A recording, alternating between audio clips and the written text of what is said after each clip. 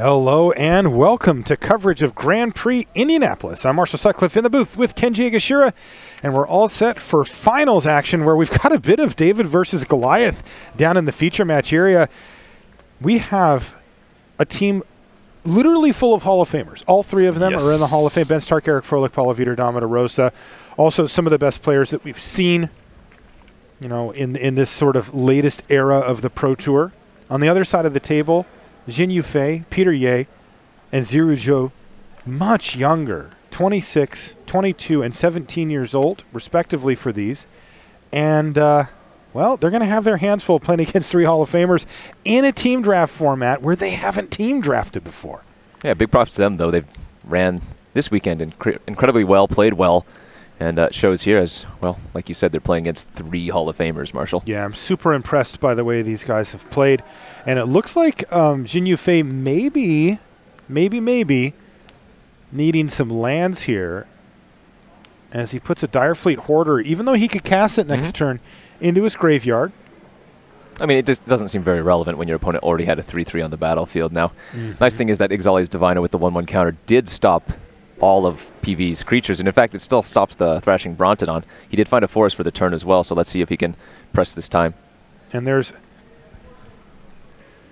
an Rosa-Froehlich-Sta for Xin Fei, and that's also going to stem the bleeding, keep him at 18 life, and prevent any good attacks here from Paulo Vitor, Damo, Rosa, who just passes the turn back.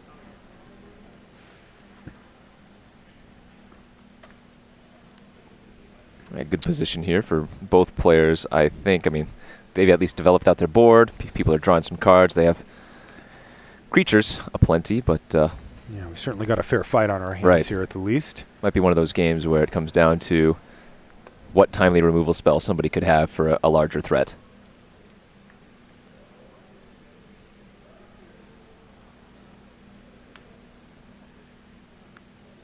All right, there's a larger threat. Overgrown Armasaur from Paulo Vitor, Damo, Rosa, a 4/4. Yeah, but, I mean... just trades off, doesn't it? Yeah.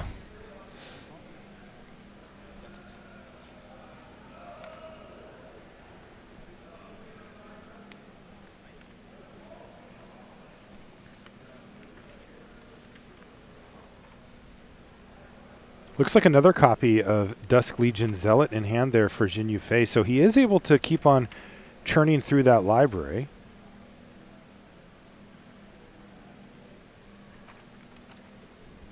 Looks like he's doing a little math here. He might want to attack. Interesting.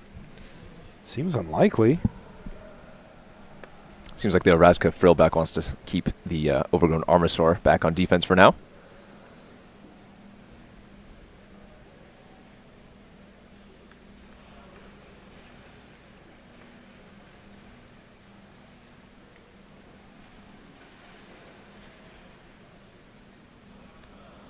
Okay, well, he's just going to kick things off with another Dusk Legion Zealot, see what he hits, and then make his decision from there.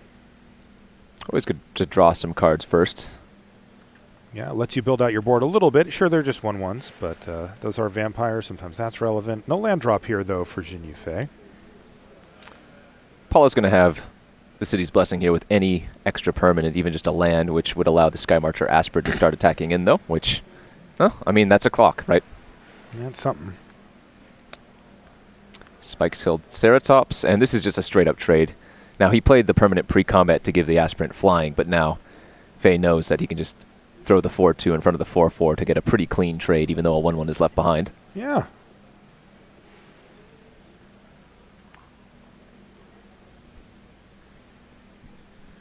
He asks if he's got the City's Blessing, and Paulo says, I do, I do. So let's see if Xin Fei wants to make that trade. I mean, he can't just take hits from it. Maybe he has another answer in mind. Right. And chumping's not really a good thing versus the Overgrown Armasaur when it can just enrage and make some sapling tokens here. So yeah, it's a little too much value. I mean, even as it stands, Paulo's already benefiting from this trade. Yeah, but you are trading your 3-drop for their 5. Just wonder if the name of the game is going to be tempo in that way here. It looks like it's just going to be who has the most powerful stuff on the board. And right now, that's Paulo Vitor, Damo, Rosa. All right, looks like Fei picked up that Thundering Spineback that we saw during the draft. I think I see it in his hand here. Ooh, and he's getting on the offensive. Reaver Ambush taking care of that Thrashing Brontodon. Good target. Yeah. At least getting on the defensive, not having to take hits from these things going forward.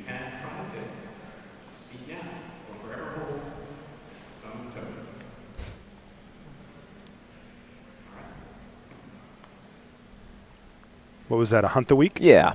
It's going to make the Diviner a 2/5, which can block the Spike-tailed Ceratops by itself. Yeah. And takes care of the Flyer, so a nice little clean move. Yeah, this looks pretty good here. Jin Yufei able to continually keep the board stable and prevent himself from taking too much damage. And a fine turn here for Paulo Vitor, but again, nothing too impressive, and he's out of cards. Yeah, you know what? If Fei resolves that Thundering Spine back in his hand, if he hits a land for the turn, that's going to just start taking over the game. That is a fantastic late game plan. Well, he's going to have to wait till next turn, though this is actually pretty good. The Orazka Relic, he's going to want to use it next turn for the Thundering Spineback if he doesn't find a land, but he can cash that thing in for 3 life and a card later. Oh, and look at this. Journey to Eternity. Okay. He played it on one of the Dusk Legion Zealots. That's some value there for Jin Yufei. I like the way he thinks. He says, look, you're green-white. You got all these big ground pounders. If you're going to kill me, at some point I'm going to get to block with this thing.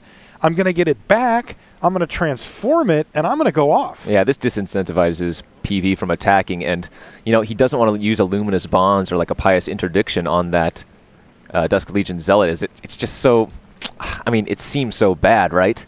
But now that Thundering Spineback has hit the battlefield, Fei is just going to take over this game. He can just pass every single turn. He can cash in the Relic if he wants to draw a card and gain some life. And producing 4/4 Tramplers is no small feat.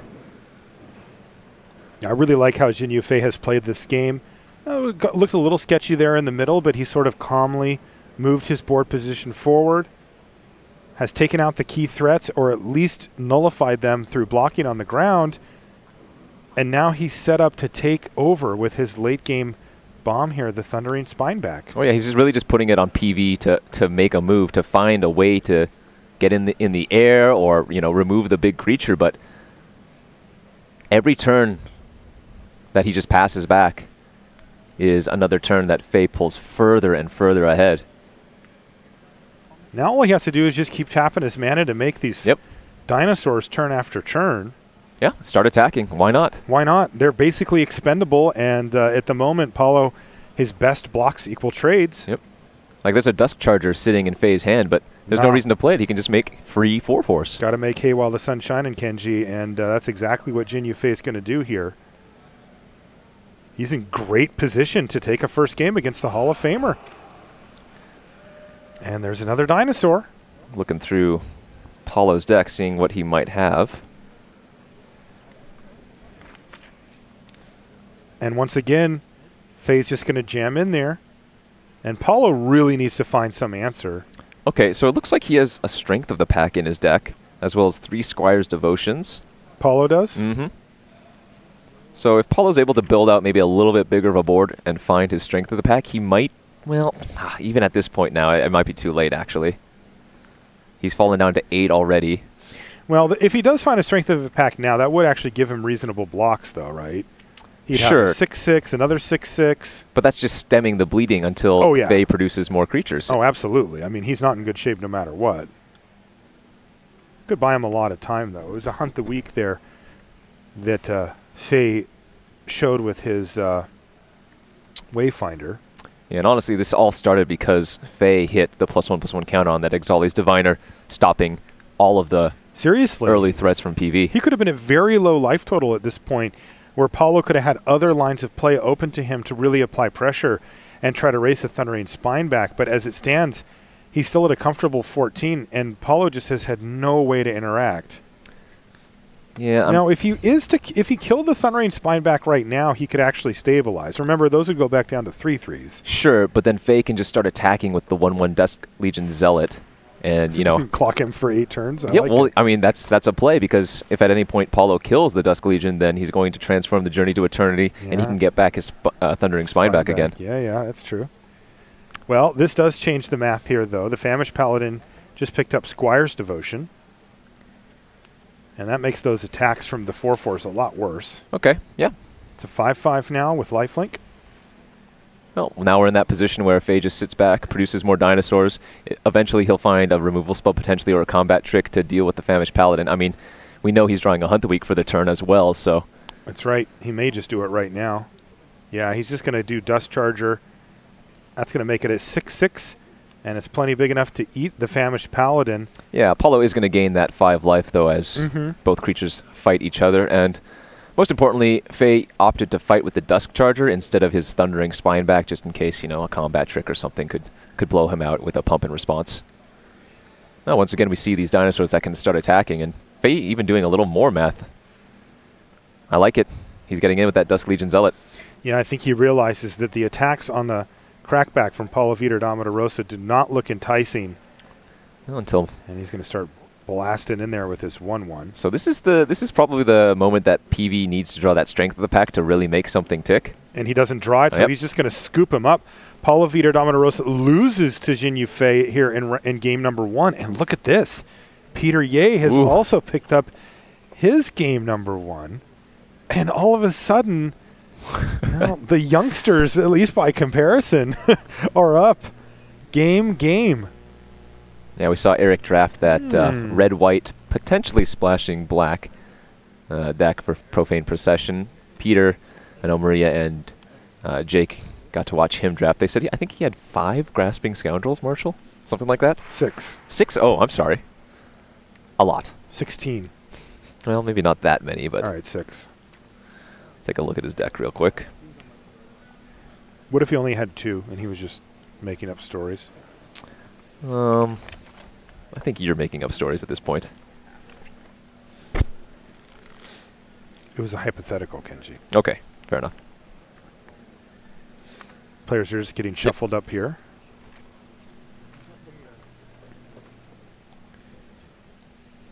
Yeah, I had a chance to chat with Peter's team, and he said, look, if my opponent misses their 3rd land drop, we're in great shape. Okay, you got a game plan at least. Oh, maybe it's Zhou that has the 6 Grasping Scoundrels here. Yeah, Peter looks Zhou. like he has a Merfolk deck, so. It is Zhou. And as you can see, he's got one of them on the battlefield down there. Or I should say in the graveyard. But he does look like he's still able to get the aggression going in the mirror match with Ben Stark. It looks like he's a little bit ahead on life, but behind on board. And it looks like it's Ben's turn, so he's deciding how he wants to start attacking. Now, that brute can't block anyway, so he may as well get in. And that's a Champion of Dusk for Ben Stark. That's a little bit scary, as Ben will fall down to 5 after that use. So it's not going to take much for Zhou to find some damage to push through. Especially scary with the Pirate's Cutlass and that Menace creature on the battlefield.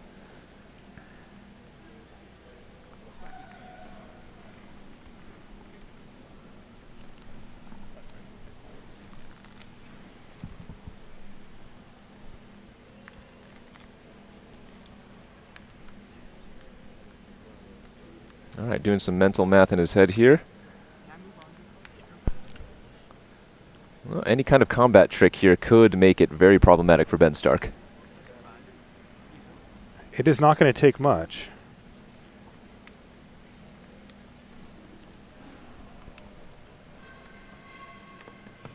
How many lands do you run in a deck with 6, 7 1-drops? Probably 15. That's what I was thinking as well. And I don't really like to push it too far on the lower land count, but...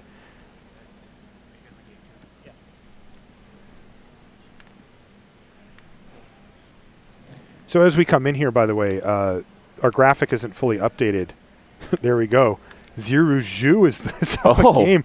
So that team actually took down all 3 game 1s from the Hall of Famers. And Zhou had a hijack to take the Champion of Dusk on this turn, Marshall. Is this going to give him the win? Now, he's not dead on board, as Ben's creatures can just block the larger 4-power creatures, and Zhou would only get in for 2 damage with the Menace Goblin Trailblazer, but a removal spell wins it here, say Mutiny. Or he could have a Lightning Strike or something. Okay, so he just makes the obvious blocks. This will be a trade on the Scoundrel, as it only has 2 toughness. The Cutlass doesn't prevent it from... It's a chump on the Champion, but he's going to get that card back. But Ben Stark's going to fall to a very precarious 3 life. Oh, wait. I think that's a Ruin Raider, Marshall. Is that a... Oh, you're right.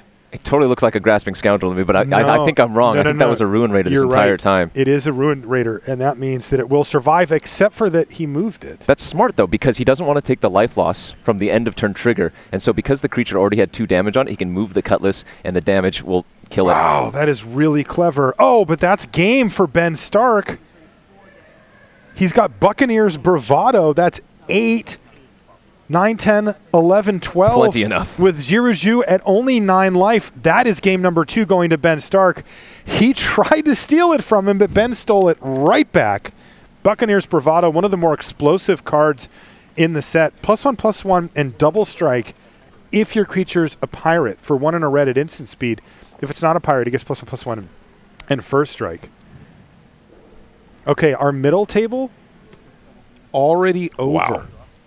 We didn't even get a chance to go there. Peter Yeh wins 2 games to 0. So far, Ben Stark is the only player from the Hall of Fame team able to take a game off of our newcomers. All right, we'll see if Fei can, well, close it out. If he wins here, wow. That's the tournament. Xinyu Fei, with the fate of his team on his shoulders, they are looking to topple the giants of the game, and they are perilously close to doing so.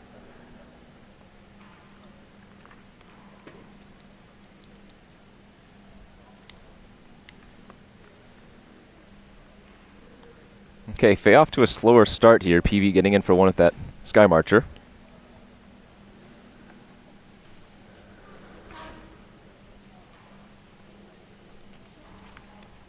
This would be a monumental upset. I mean, these guys hadn't even team drafted before they made the top 4. Impressive. Like, do you know how many times Eric Froehlich has done a team draft in his life? Hundreds of times. Thousands, maybe. Yeah.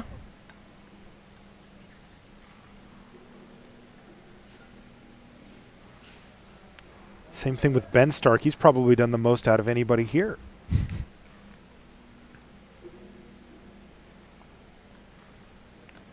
So Moment of Craving there took care of the Tishana's Wayfinder with the Explore trigger on the stack. Paulo opting to bin that Famished Paladin from the Explorer. Another Tishana's Wayfinder, though, here on the other side of the table for Xinyu Fei. And he's deciding if he wants to keep Vampire Revenant on top of the library or put it in the graveyard. And he's going to go ahead and keep it, signifying he's got another land in hand. Also maybe that he has some kind of trick or removal because the 1/1 from PV could just block and trade with it on the surface of things. So yeah, Dustborn Sky Marcher is pretty annoying in the face of a 4-mana 3/1 flyer.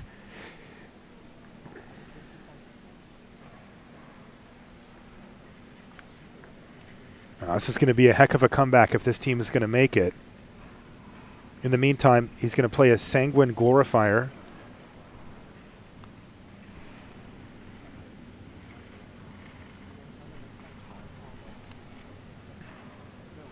Pretty even game here so far. We'll see what Fei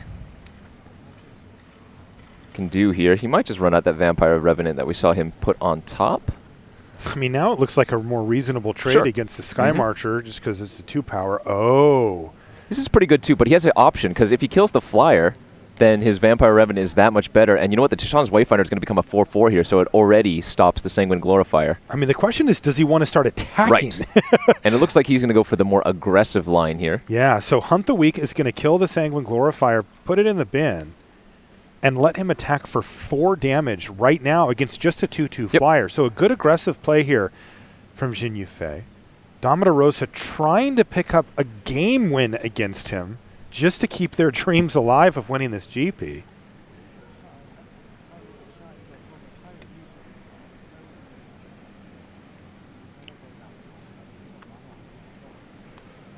What does he have? I saw Squire's Devotion in his hand. There it is, Squire's Devotion, though, you know, it's a nice attack here, but Xinyu Fei, of course, has that Vampire Revenant in his hand, and that will trade.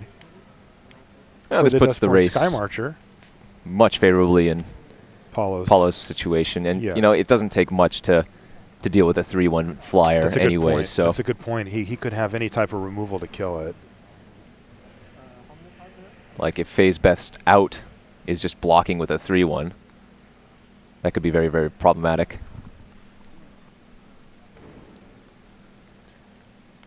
Okay, well, you know what? We're going to have to actually switch off of this game down to Ben Stark versus Zhu because right now... Oh, my Whoa! gosh. Look at this. Zhu has what looks like lethal, although Ben has 2 creatures, so perhaps he can survive for another turn. Life total's 3-9 here, and you can see the power of the 3 Grasping Scoundrels have apparently done a ton of work. Ruin Raider drawing extra cards for Zhu. In fact, I wouldn't be surprised if most of the damage Zhu has taken is from his own Ruin Raider. Oh, sure. What a great deck for Ruin Raider, by the way. Oh, yeah. All the 1-drops in there. He can use them right away. They don't hurt him too badly. This is a huge attack for Zhu. He's trying to knock off Ben Stark. And see if he can't lock this thing up. Stark is going to trade for the Ruin Raider, eat one of the Scoundrels. What does he have? Buccaneers Bravado here. Is that enough? Well, on the surface of things, it looks like Ben Stark was already dead on board to this attack. All right, hey, look at the left. Okay, there we go. That makes much more sense. Okay. All right, good. So we actually have a game going here. Right. And Zhu is being very aggressive. At those life totals, he is just jamming, trying to get as much damage through as he can before Ben Stark can get his feet under him. Yeah, and so what happened there was the Bravado was actually used on the Scoundrel being blocked by the 3-3. Just to keep it alive. Correct, and eat the 3-3. Keep the other one, yeah. Ooh, but that's a really annoying one here for Zhu. That is a Needletooth Raptor. It represents a 2-for-1. He's still going to take 4 damage. It did not slow Zhu down at all. He snapped off attacking with all creatures, plays another Scoundrel. So that's a really good play if he didn't have a way to deal with it immediately. He wants to keep the pressure going, and if he knows he's going to get 2-for-1 anyways, he might as well keep getting damage in while he can do that. Like, he still has 2 creatures to Ben Stark's 0, although Ben Stark has untapped for the turn, but I think that was a really good play, knowing when to turn on. I liked our decision to let both players gain 13 life also. I thought that made this a lot more exciting. Good call, Kenji. He wrote it on a piece of paper for me, but first I thought it was a bad idea. Ben, do you have anything that can help stabilize here? He's got to be able to beat 2 2-1s. Okay, Champion of Dusk. Oh, man. That's a little bit risky. He's going to fall down to 5. Is there a hijack? Just a land there for Zhu. Zhu with the hijack would just win the GP. Unfriendly Fire, Sure Strike. I mean, there are a lot of he passes the turn back. Ben may have stabilized. Okay, and Ben has a ton of spells left in his hand. I think I saw a Fanatical Firebrand, which can... Yeah, he does. He can play it and leave it there. Yes. To threaten one of the X ones. That bricks almost all the combat tricks that Zhu could have. Is Ben going to start attacking? It definitely looks like... Oh, that might be a Moan of Craving in his hand, too. All right, Champion of Dusk is in the red zone.